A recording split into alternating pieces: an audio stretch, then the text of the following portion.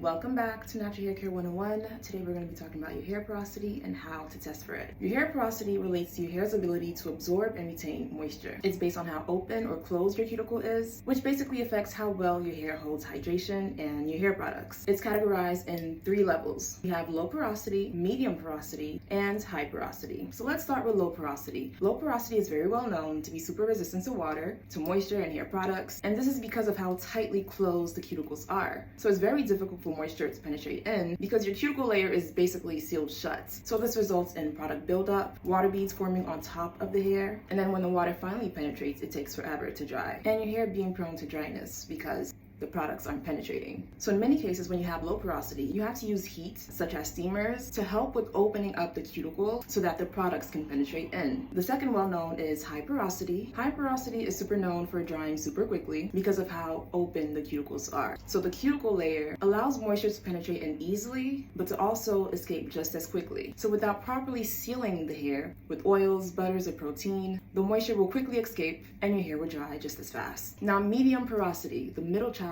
of the family, because they don't get as much attention, but they basically have a nice moisture balance. Medium porosity can be a little trickier to identify because it falls right in between low and high porosity. So it doesn't dry as quickly as high porosity, nor does it take time to absorb moisture. The cuticle layers of a medium porosity are slightly open, so it allows moisture to penetrate in and not form the water beads on top, and to also stay because they're not widely open like the high porosities. So moisture penetrates easily and it also stays. Now, how can you test for your hair porosity at home? The most accurate method when it comes to testing your hair porosity is the drying time method. Not the water cup, glass, hair strand test. That is super inaccurate. Don't waste your time. Instead, this is what I want you to do. I want you to start on clean hair, freshly washed hair, meaning no product added, no leave-ins, no creams, no oils, no nothing. And you're gonna test the drying time. Now you could test with just a section of your head or your whole entire head. It's up to you, but you need to start on freshly washed hair. So on your wash day, when you wet your hair, if water beads form on the surface of your hair and it takes more than 3 hours for your hair to dry, you have low porosity. If you wet your hair and it quickly absorbs